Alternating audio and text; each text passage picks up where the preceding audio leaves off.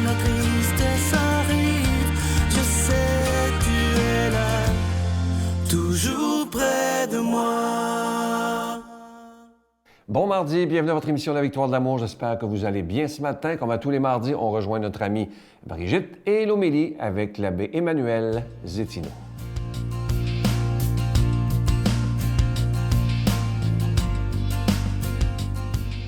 Bon matin tout le monde, on est toujours dans la vie et l'œuvre de Marcel Callot. Même s'il est mort très jeune, à l'âge de 24 ans, il a beaucoup prié. Alors, il est arrêté, comme on dit la semaine dernière, pour le travail obligatoire. Mais arrivé là-bas, dans l'usine, il va trouver un prêtre qui sait parler français et il va organiser avec ce prêtre des messes en cachette, parce qu'ils n'ont pas le droit, n'est-ce pas? Et il va même appeler des athées, des agnostiques. Venez, ça va vous faire du bien, même si vous ne croyez pas. Alors, c'est un rassembleur, c'est un fervent. Il croit que le Christ peut les soutenir dans cette épreuve. Et il est arrêté par la Gestapo. Et son crime, c'est d'être trop catholique. Imaginez-vous ça. Imaginez-vous ça, là. On est-tu prêt à le suivre dans cette folie d'amour pour Jésus? Alors, il est trop catholique, arrêté par la Gestapo, et il est déporté au camp de concentration de Mauthausen.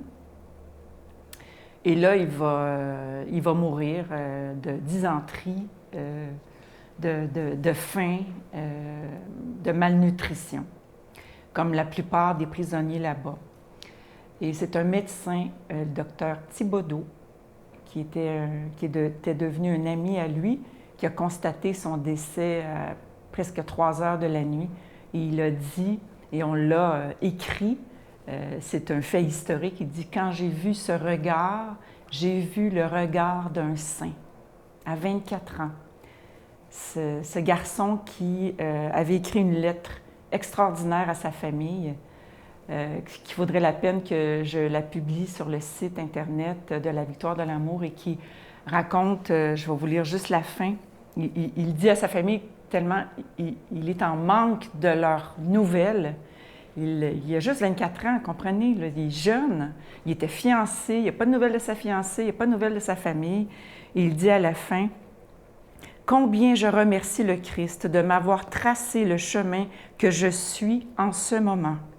Quelle chic journée à lui offrir. Combien mon offrande journalière doit lui être agréable. Toutes mes souffrances et difficultés, je les offre pour vous tous. Vous, mes bien chers parents, pour ma petite fiancée, pour Jean, qui était son frère, qui était prêtre, pour Jean, afin que son ministère soit fécond, pour tous mes amis et camarades, oui, combien il est doux et réconfortant de souffrir pour ceux que l'on aime. » C'est sa dernière lettre avant de mourir. Dans le camp de concentration de Mauthausen, il mourait 1500 personnes par jour. Par jour. Soit d'une balle dans la tête ou pendu. C'est pas humain, comprenez-vous?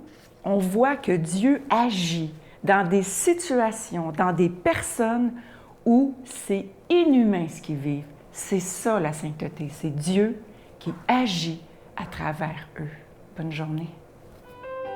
Notre Père qui es aux cieux, que ton nom soit sanctifié, que ton règne vienne, que ta volonté soit faite sur la terre comme au ciel.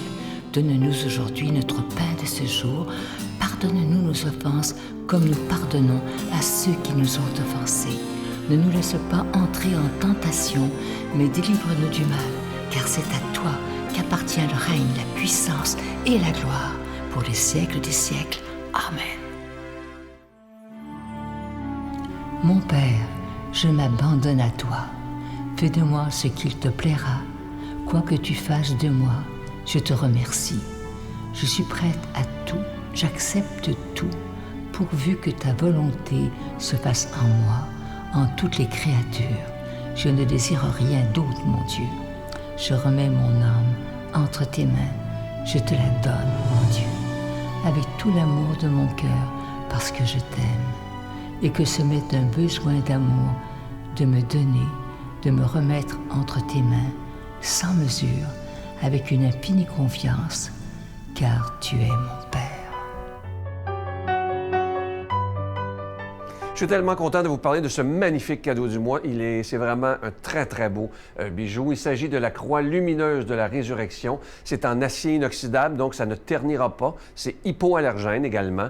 C'est orné de petits zircons et ça inclut la chaîne. Et ce bijou, il est déjà béni. Merci de tout cœur de ce que vous faites pour la victoire de l'amour. Et je vous donne l'adresse. Je vous rappelle également, évidemment, que c'est avec un don de 25 $ et si vous en voulez deux, avec un don de 40 $. Je vous donne l'adresse. La victoire de l'amour, case postale 120, succursale Boucherville à Boucherville, le J4B 5E6, je vous la redonne. La victoire de l'amour, case postale 120, succursale Boucherville à Boucherville, le J4B 5E6. Également par téléphone, par carte de crédit du lundi au vendredi de 8h30 à 16h30 dans le 514-523-4433, 523-4433 ou sans frais le 1-888-811-9291. 1-888-811-9291 et aussi sur notre site Internet. Vous savez que c'est un moyen très rapide, sécuritaire et efficace de faire votre don, le www.lavictoiredelamour.org. Et sur notre site Internet aussi, vous pouvez revoir beaucoup d'émissions des années passées. Alors, merci de tout cœur de votre grande générosité. Je vous rappelle ce magnifique bijou de la croix lumineuse de la résurrection. C'est en acier inoxydable, orné de petits zircons, incluant la chaîne. Et ce bijou, il est déjà béni. Merci de tout cœur d'être des protecteurs de la foi. Merci de donner des mains à la Providence, parce que si la victoire de l'amour existe depuis maintenant plus de 26 ans, imaginez, le temps passe tellement vite, c'est grâce à chacun et à chacune d'entre vous. Merci de tout mon cœur.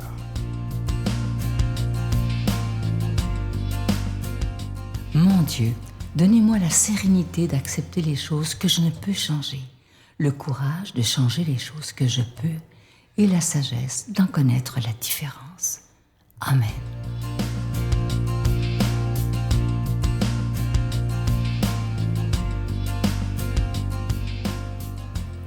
Le Seigneur soit avec vous.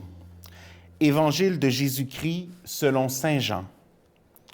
Après la multiplication des pains, la foule dit à Jésus, « Quel signe vas-tu accomplir pour que nous puissions le voir et te croire? Quelle œuvre vas-tu faire? Au désert, nos pères ont mangé la manne, comme dit l'Écriture. Il leur a donné à manger le pain venu du ciel. » Jésus leur répondit, « Amen, amen, je vous le dis.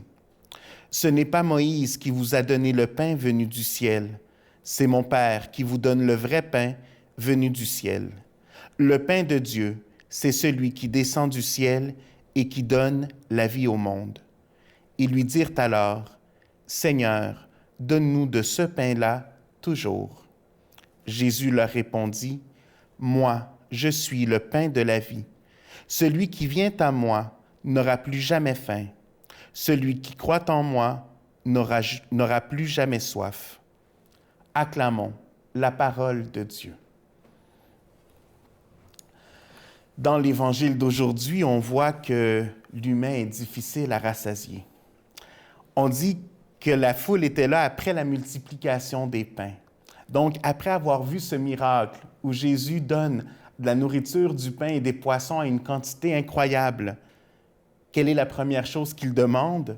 Un autre signe pour pouvoir voir et croire.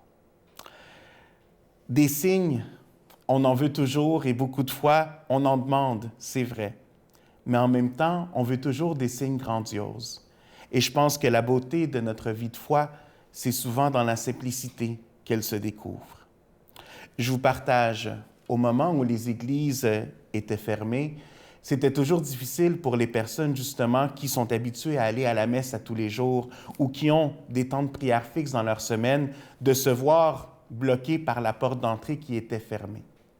Il y a une fois où est-ce que je me promenais en haut de la cathédrale, en regardant vers le bas, j'ai vu qu'il y avait des personnes qui étaient agenouillées sur le parvis, en train de faire leur prière. Et pour moi, quand j'ai vu à ce moment-là ces deux femmes qui étaient là en prière, je me suis dit, c'est de la foi véritable. Parce que peu importe s'il y a un mur, s'il y a une porte, s'il y a quelque chose qui est là en train de barrer, elles savent qu'à l'intérieur, il y a la présence du Christ. Elles savent que le Christ est là, présent dans l'hostie, présent dans le Saint-Sacrement. Et c'est à sa rencontre qu'elles allaient. Et c'est pourquoi elles étaient agenouillées à ce moment-là, devant cette porte qui était close, mais surtout devant le Christ qui est vivant. Et pour moi, je l'ai vu comme un message très clair, de pouvoir vivre justement l'Eucharistie qu'on transmettait par la télévision ou par l'Internet d'une façon encore plus forte, parce que justement, les gens qui sont de l'autre côté de la télévision ont une soif encore plus grande, peut-être parce qu'ils n'ont pas accès à ce corps du Christ. Je vous partage une citation que j'ai découverte du bienheureux Carlo Acutis. Ça fait pas longtemps qu'il a été béatifié par le Saint-Père. Il nous dit « L'Eucharistie, c'est l'autoroute du ciel. Plus nous communierons, plus nous deviendrons semblables à Jésus. Et déjà sur cette terre, nous aurons un avant-goût du paradis. Si l'on approche de l'Eucharistie tous les jours, on va droit au paradis. Quand nous nous mettons devant le soleil, nous bronzons. Lorsque nous nous mettons devant Jésus Eucharistie, nous devenons des saints. » Le jeune Carlo Acutis, justement, un jeune d'une quinzaine d'années qui nous donne ces paroles d'espoir, et je pense que ces paroles très simples qui nous aident à comprendre la grandeur et le mystère de ce pain qui vient nous rassasier. Un pain de vie, un pain auquel, quand on s'approche, on n'aura plus jamais faim et surtout, on n'aura plus jamais soif parce qu'on sera en contact direct avec le Seigneur. Venir nous laisser habiter par Dieu est une transformation. Ça prend de l'humilité pour reconnaître que nous avons besoin de lui en premier. Ne pas demander ces grands signes grandioses pour être capable de le voir dans cette grandeur, mais dans la simplicité. Déjà là, nous pouvons voir des traits de sa présence. Mes frères, mes sœurs, gardons confiance dans cette Eucharistie qui est là. Si nous avons des doutes, si nous avons des questions, demandons d'avoir encore plus de foi et de dévotion envers le pain de vie qui est présent dans cette petite hostie qui vient et qui prend chair. Que le Seigneur nous donne cette force de pouvoir toujours nous rendre avec faim et avec soif et d'être rassasiés par cette Eucharistie.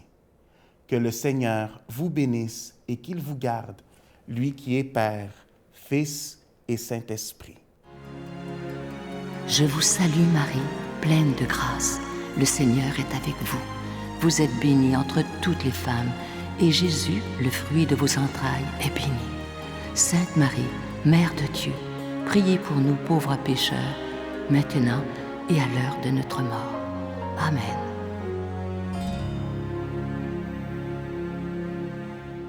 Je vous laisse avec une très, très belle pensée qui dit ceci. Écoutez bien. La sincérité ne consiste pas à dire tout ce qu'on pense. Mais écoutez bien la suite. Mais la sincérité, c'est de penser tout ce que l'on dit. Et ça, c'est tellement vrai. Pas dire n'importe quoi ou être hypocrite. L'important, c'est d'être vrai. Et ça, vous le savez, quand on rencontre des personnes qui sont vraies, on est tellement bien parce qu'on sait qu'il n'y aura pas de coup de poignard dans le dos, qu'il n'y aura pas d'hypocrisie. Et c'est la plus belle des qualités, être authentique, être vrai. Et moi, j'aime m'entourer de gens qui sont authentiques et vrais. Et même parfois, les gens qu'on aime sont capables de nous dire des choses qui ne font pas toujours notre affaire, mais qui sont pour notre bien. Je vais vous souhaiter la plus belle des journées et soyons authentiques et vrais. Bye. N'arrête jamais de chercher la vérité. C'est en cherchant la vérité qu'on comprend. Et s'il y a bien une personne qui, quand on la cherche, on la trouve, ben c'est Dieu. Faut juste jamais arrêter de chercher. S'arrêter de chercher, s'asseoir sur ce qu'on croit être vrai maintenant et le terminer, le conclure pour nous, pour les autres, ben je crois que c'est juste le premier pas vers la tiédeur.